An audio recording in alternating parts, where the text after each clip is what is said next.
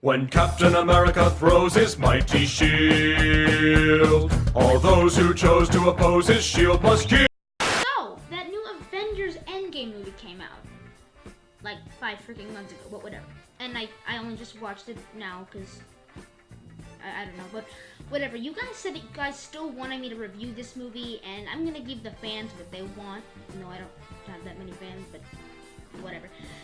And today I'm gonna be reviewing or talking about this new Avengers Endgame movie thing that came out. Now, I've been watching a lot of reviews on this movie.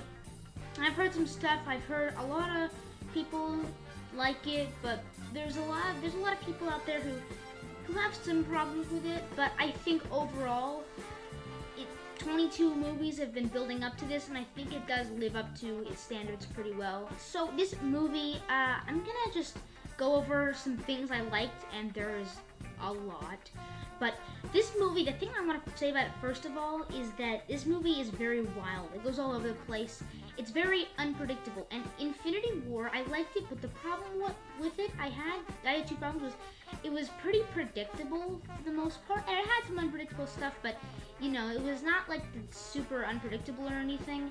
And also, this movie, Infinity War, feels like it's a 2.5-hour movie that feels like it was 2 minutes long. I have a hard time accepting the fact that Infinity War, the events that happened in that movie actually happened. But in this movie, it goes all over the place and it is so unpredictable. Thanos gets freaking beheaded in the first 10 minutes of the movie, and he gets pushed off until the last act, and I won't talk about that right now, but I'll more on that later. And some crazy stuff happened, like when this movie was happening and all this stuff happens, all of a sudden Mjolnir just comes out of the air, Thor's hammer, and right into Captain America's hands, and I'm just like, holy crap, what just happened? And it just goes all over the place, this movie. There's nothing here that I expected. All this stuff happens, and none of it I was expecting. Now, this movie has a lot of stuff. In the middle portion of this movie, this middle act, they go back in time to try and take the stones and bring them back to the future to stop Thanos from what he did. Now, I really like about this movie is going back to the past. It shows you all the stuff that happened in the past, bringing us back and thinking about past events, and then it kind of because this is supposed to be wrapping up the Avengers movies, so it's wrapping up a lot of people's stories, and it's a good way to kind of wrap it up by going back and doing a lot of other movies. Now, of course, there's a whole Phase 4 coming, but a lot of that's different stuff, and you feel satisfied at the end of this movie because it feels like it wrapped up the story of the Avengers, and Iron Man, and Captain America, and yeah. Now, what I really liked this kind of stuff, and I think time travel, some people had some trouble with the time travel, but I really liked the time travel. Oh yeah, also, Thor is in this movie, and he's fat, and it is freaking hilarious, and I'm sorry, I just love it. And also, Korg and that other guy from Thor Ragnarok, that other weird guy, who I forget his name because he's not important, but they're playing Fortnite, and it's just, this movie is it's bananas. I don't know. I just love this movie. It's great. Now, I also think that something was really cool was Hulk and Bruce Banner. He figured out a way to merge himself into both of them, which I really liked because Hulk has been kind of treated as a monster in the past movies, and they're going to bring him into something that's a likable character, and he looks really way better with glasses, just saying. But some people may have some trouble have problems with this, but I think it works really well, and I'm not gonna, go all into it and say all some bad stuff about it. I really liked it. I don't really have a problem with it at all. And something that I like is that Bruce Banner is turned from just Bruce Banner. It's you get the Hulk, but you're feeling like you're with Bruce Banner, except he's a funnier version of Bruce Banner. He's funny, but not in an annoying way. There's the 2 types of funny. There's people who are actually funny, and there's people who are trying to be funny and end up not being funny. And they have to, if you want to design a funny character, you got to do that in the right way where it's not annoying. And they do that really well in this movie. So, yeah. Also, Tony Stark has a daughter in this movie, and I don't know what to say. It's the coolest thing ever. It's kind of cute, actually. I think the fact that he has a daughter is something you'd never think would happen, and it shows you how far he's come since the Iron Man movie. Now, while we're on the topic of Iron Man, I gotta bring up Tony's death. It's a heartbreaking scene. I think what's a great scene is he goes at the end, "I am Iron Man," and Doctor Strange, he knew that Tony was gonna kill himself, but he said, if I tell you what happens to Iron Man," he says, "if I tell you what happens, it's not gonna happen." So he couldn't tell, even though he wanted to badly tell Tony Stark, he couldn't. He even goes to him, he makes it with his hand, he says 1, because it's 1 out of whatever the number was, I forgot, but whatever. The guys, I think it's really coolest scene, and it's heartbreaking. The line, "I love you 3000," that he says to his daughter back, it's just, I almost cried, which is kind of a big deal. I mean, I basically cried, except not like full-on tears or whatever, but you know what I mean. And the kid from Iron Man 3, who's all grown up now, was at the funeral of Iron Man, and at first it looks like a small little funeral, and you realize how many people are there. There's Hank Pym is there, also Jon Favreau's in this movie, and this really sad but kind of nice scene where he asks Iron Man's daughter, "Are you okay? You need cheeseburgers or whatever?" And was able to give like a little bit of a laugh without trying to add comedic scenes to this, because you don't want that. You don't want to wreck it by comedy, because that's not going to work, you know? And another heartbreaking thing was, but it was really sad, but when Iron Man is like just about to die, Pepper goes, "You can rest now," and then he doesn't lie down, but like, you know what I mean, and he rests, and even though he just did something crazy in terms of sacrifice, he's able to die peacefully instead of just quickly. When he's in pain, he's able to fall down and die peacefully. It's really nice. Also, while something really funny is Ant-Man is in this movie, and the only reason that he gets out of the quantum realm is because a rat stepped on the thing that turns on the quantum realm, the access to the quantum realm inside his truck. Pretty funny.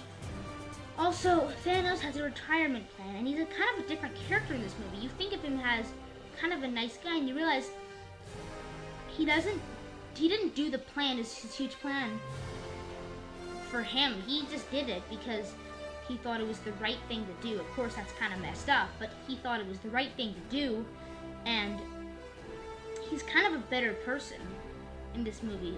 And I was shocked when he got beheaded, as I said earlier, and he's the most powerful person, but he doesn't want to live in crazy, amazing space. He just wants to live on a little peaceful farm where he's the only person living on that planet. It's cool.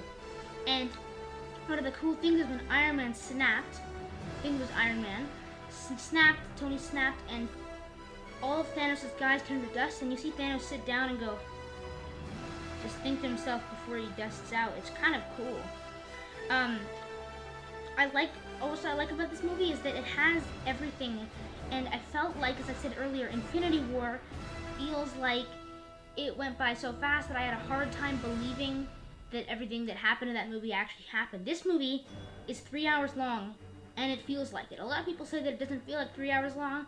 It does, and I like that in a good way. I think it's good that it feels like that. I think it really is able to go, yeah, this movie is able to slow down without wrecking the pacing, and without making the pacing slow down and annoying and kind of wrecking the movie. It's able to slow down the pacing without ruining the pacing, if that makes any sense. And I really like that. So, also, Thanos isn't in this movie very much, as you may think. He dies in the first 10 minutes, and they do that so that the rest of the movie can be about recruiting people and going ahead and trying to save people. And then Thanos comes back as the ultimate bad guy for probably one of the best final battles of Marvel movies ever. And he comes back as an awesome villain, like better than Infinity War villain. This entire movie, I was waiting to see how they were going to bring people back and when they were going to come back. And when Tony looked at the picture of him and Spider-Man, him and Tom Holland, he was thinking, that's why I gotta do it, right? And ever since then, which was early in the movie, I was waiting for Spider-Man to come back. So when all the characters came back out of those little portals with Doctor Strange, I was like, yes, this is amazing. I want to say a few things I noticed. There's no post-credit scene. Now, yeah, we don't need a post-credit scene. Even though there's going to be a whole bunch of new movies, they don't necessarily need to make you like excited for another movie, because there's going to be so many more movies that are going to do that. They're just kind of like, we want to just like do it quietly. We want to be, yeah, we're going to wrap up this kind of story of the Avengers until we take the second, like, a new take on the universe of the Marvel Universe in Phase 4. So they didn't need a post-credit scene, and it wasn't horrible, but maybe they could have done a post-credit scene that was like a meaningful post-credit scene or something. Maybe something cool. Maybe, I don't know. Maybe it's something that didn't have to be per se like a crazy thing that gets you excited, or comedic thing. Just a thing that's like peaceful, because they can do that in a post-credit scene. They can do whatever. But it's not a big deal that they didn't have a post-credit scene, so whatever. Another thing is when the movie ends and you see Peggy Carter, Agent Carter, and you also see Captain America in the past, you kind of think to yourself, you have to watch there's a special little credits area that just has all the names of the actors, and it's not necessarily just because they need it for the movie. It's also just sort of something that lets you kind of go, this is like the end of this is a big deal. It's kind of wrapping up the universe, even if there's going to be more movies, obviously, in the future. And it ends with 40s music, which, not to hate on 40s music, but isn't the best way to leave yourself after a big movie. But if you listen to the entire credits, or in the entire, like, first credits before, like, the entire first portion of the credits before you just have the scrolling credits, what's really nice about it is at the very end they play the Avengers theme, and then you feel in the best mood ever, having finished that movie. So it's better to go back and watch that entire first portion of the credit scene before you go to the black scrolling thing. You can watch the other scrolling credits if you want, but it's kind of better to do that, and it makes the movie kind of more enjoyable to watch. Another thing I noticed is, ever since the first Marvel movie, Iron Man, they've always followed a time period where it's the same time period that the movie came out in is when it takes place. So Avengers, for example, which came out in 2013, takes place in 2013. They even say that in this movie because they show where they are, what the time period is. Guardians of the Galaxy takes place in 2014, was made in 2014. This movie takes place in 2019. Oh, yeah, it skips 5 years in the future, by the way, and that changes a lot because now it takes place in the future, literally, and now the entire timeline is kind of messed up. I mean, and I get that that's what they're going for, so it's not a bad thing. That's what they want, but I noticed that that's kind of interesting to think about. Now when you go watch Far From Home, which I will be reviewing it next, by the way, you notice that his school has been around for 5 years, and there's a lot of kids who are, like, there was people who flaked away, came back, and now they're like younger siblings that are older than them. They say that in Far From Home. And it's really cool because, like, no one who's flaked out has aged at all, so they're gonna get to see like 5 years probably like forward in time than they usually would if they didn't, which is kind of cool, even though they're not gonna basically live any longer because they missed all that last 5 years. But it's pretty interesting to see that, how that's kind of changed a lot of things. Also, Cap is really old in this movie because he goes back in time to return all the stones and then decides to stay back in the 40s, live an entire life, and when he comes back, he doesn't come back through that time traveling machine. He comes back on the bench as an old man who just lived an entire life with Peggy Carter. I think that's great and all, but one thing I noticed was some person who was actually Peggy Carter's niece, who was in Civil War, there was a hinted relationship between them, and they finally share a kiss in Civil War. And then he kind of just forgets about her and then goes back in time with Peggy Carter. besides the fact that making out with your girlfriend's niece is kind of wrong, you kind of drop an entire relationship that was going to be formed in the past movies. But in some ways, I'm also kind of happy about it, because you're like, he never really got over it fully. He has to go talk to her old in The Winter Soldier, because he's like, I can't accept the fact that I just woke up and my girlfriend's like really old and ugly, but you know. But I think it's still kind of cool that they got to go back and do that, and it kind of wrapped up his story. And Captain America, yeah, he does die technically, not on screen, but he does die, but not in the way you think. He dies in a peaceful way, but he's still an old man, so he's not technically gonna die right away. Also, he gives the shield to Sam, who, aka the Falcon, and that's really cool, because now she's gonna be the new Captain America, and that's really cool. I really like that. So yeah, I mean, this movie is, as I said before, it's a wild movie. And another scene I really liked was when Tom Holland goes back to his school, his friend he sees, who he hasn't seen since Infinity War, his really good friend from Homecoming, and he's also back in Far From Home. He hasn't seen him in 5 years, which is crazy. He goes back and they hug, and it's a really emotional scene actually. And it's just, it's like a little clip while Captain America's talking, and it's really cool, and I really like that part. And yeah.